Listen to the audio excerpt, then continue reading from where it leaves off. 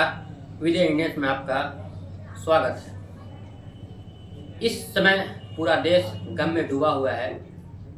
वो इसलिए क्योंकि जम्मू एंड कश्मीर में 28 लोगों की आतंकवादियों के द्वारा गोली मार दी गई, जिसके वजह से पूरा देश गम में डूबा हुआ है और लगातार उन आतंकवादियों को ढूंढ करके उनको सजा देने की मांग कर रहा है। पूरे देश में लगातार प्रदर्शन हो रहे हैं और लोगों में आक्रोश है, गुस्सा है और पाकिस्तान के द्वारा फंडेड आतंकवादी या पाकिस्तान के द्वारा भेजे गए आतंकवादियों से बदला लेने के लिए सरकार पर पूरी तरह से प्रेशर इस देश की जनता बना रही है। लेकिन इस समय प्रधानमंत्री नरेंद्र मोदी, जिनका ये दायित्व है कि इतने बड़े आतंकवादी हमले के बाद पाकिस्तान को उसकी भाषा में जवाब दे, जैसा कि नरेंद्र मोदी 2014 से पहले अपने भाषण में ये बताते रहे हैं कि पाकिस्तान जिस भाषा में समझे उस भाषा में उसको समझाना चाहिए। ये वक्त आ गया है पाकिस्तान को उसके भाषा में जवाब देने का।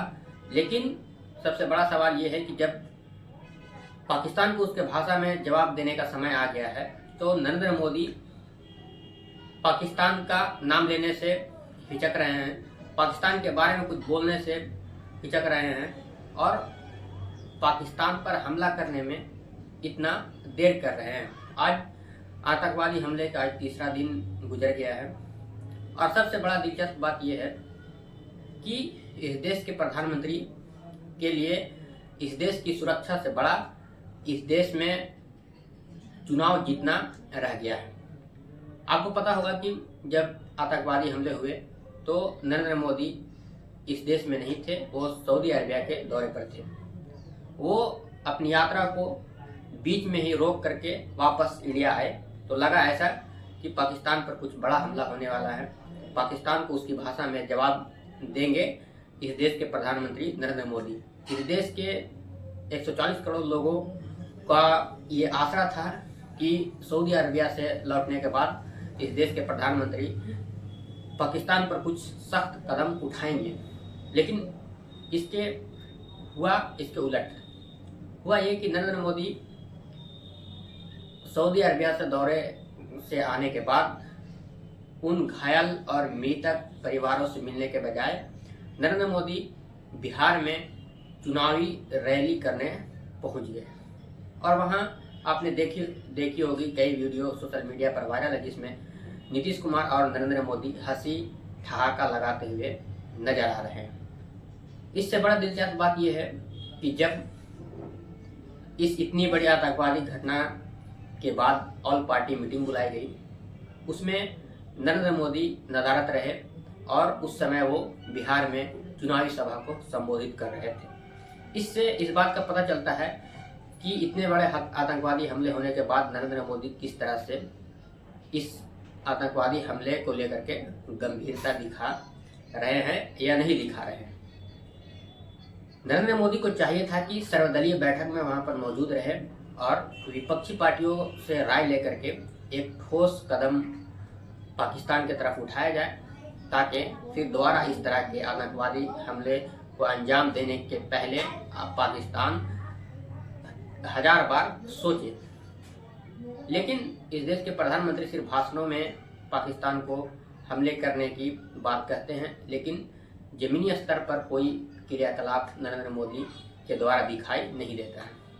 ऑल पार्टी मीटिंग में नरेंद्र मोदी की जगह रक्षा मंत्री राजनाथ सिंह, गृह मंत्री अमित शाह, फाइनेंस मिनिस्टर निर्मला सीतारमण और विदेश मंत्री एस जयशंकर की अध्यक्षता मौजूद रहे और इसकी अध्यक्षता रक्षा मंत्री राजनाथ सिंह कर रहे थे, जिसमें इस देश के तमाम विपक्षी पार्टी के नेताओं को बुलाया गया, जिसमें मल्लिकार्जुन खड़गे, प्रतिपक्ष के नेता राहुल गांधी, एनसीपी शरद पवार गुट के प्रतिनिधि सुप्रिया सुले और समाजवादी पार्टी के नेता रामगोपाल यादव, ऑल इंडिया मजलिस इत्तेहादुल मुस्लिमीन के अध्यक्ष असदुद्दीन ओवैसी समेत तमाम विपक्षी पार्टियों के नेता वहां पर मौजूद रहे। लेकिन उस ऑल पार्टी मीटिंग में जहां महत्वपूर्ण निर्णय लेने थे, उस मीटिंग में नरेंद्र मोदी नदारद रहे। इससे नरेंद्र मोदी की इस देश की सुरक्षा के प्रति गंभीरता को दिखाई देती है कि किस तरह से वो इस इतने बड़े आतंकवादी हमले को किस तरह से वो पाकिस्तान को जवाब देने में नाकाम साबित हो रहे हैं। देखिए, सवाल हमने पहले से यही सवाल उठाया कि ऐसे महत्वपूर्ण मीटिंग में प्रधानमंत्री जी खुद रहना जरूरी है, क्योंकि वो जो निर्णय लेते हैं वो फाइनल होता है। आज जो डिफेंस मिनिस्टर के नेतृत्व में जो मीटिंग हुई और वहाँ पर अमित शाह साहब भी हाजिर थे और दूसरे मिनिस्टर्स भी हाजिर थे, और ऑल पार्टी मीटिंग में सभी पार्टी के लोग आए थे, जिसमें जितने भी लोगों को उन्होंने इनवाइट किया था मोस्टली आए हुए थे। और हमने जो कहा कि भाई इस मीटिंग में प्राइम मिनिस्टर इसलिए रहना जरूरी है कि उनका निर्णय महत्व का होता है। तो उन्होंने कहा कि हम सब बता देंगे, एक्सप्लेन करेंगे। तो हमने ये कहा कि एक्सप्लेन करना और बात है, वो खुद सुन के निर्णय लेना और बात है। तो इतने बड़े आतंकवादी हमले के बाद नरेंद्र मोदी को चाहिए था कि जितने भी लोग शहीद हुए हैं, जिन्हें आतंकवादियों ने मारा है, जिन बेगुनाह लोगों की मृत्यु हुई है, उन सभी के परिवारों को सांत्वना दे, उनसे मिले, उनसे बात करे, ताकि उनके अंदर एक धाड़स और हिम्मत की भावना जागे। लेकिन नरेंद्र मोदी ये सब काम करने के बजाय वो हरी झंडी दिखाने में बिजी हैं और चुनावी रैली को संबोधित करने में व्यस्त हैं।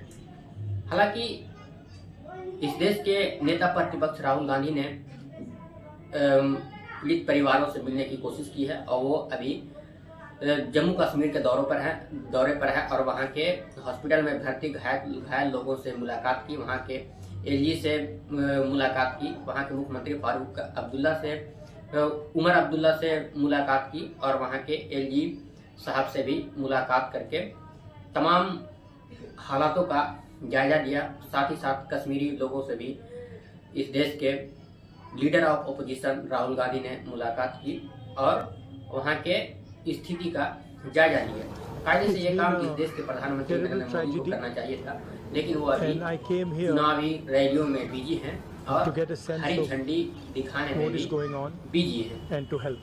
इन सभी के बीच जो पीड़ित परिवार हैं, जिनके लोग मारे गए हैं इस आतंकवादी हमले में, उनके परिवार के लोगों का रिएक्शन आया है, जिसमें तमाम परिवार के लोग ये कहते नजर आ रहे हैं कि जहां पर 2000 की भीड़ टूरिस्टों की थी, वहां पर एक भी बीएसएफ का जवान मौजूद नहीं था। अगर बीएसएफ का जवान मौजूद होता तो इतनी बड़ी आतंकवादी घटना नहीं घटती और उसका करारा जवाब दिया जाता। लेकिन आपको जानकर के हैरानी होगी कि इतने बड़े टूरिस्टों को सुरक्षा करने के लिए, इतनी बड़ी संख्या में मौजूद टूरिस्टों को सुरक्षा करने के लिए एक भी बीएसएफ के जवान नहीं था।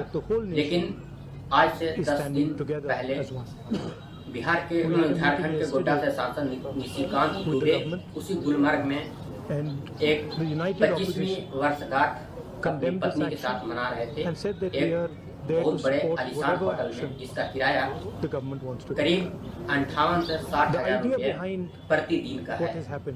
उस होटल के बाहर तमाम तरह की उस सांसद के सिक्योरिटी के लिए तमाम तरह के बीएसएफ के जवान लगाए गए, तमाम तरह की सिक्योरिटी की जो परतें होती है उनको बिछाई गई ताकि किसी तरह की अब ये घटना ना घटे और तमाम लीडर्स वहाँ पर उस पार्टी में पहुंचे।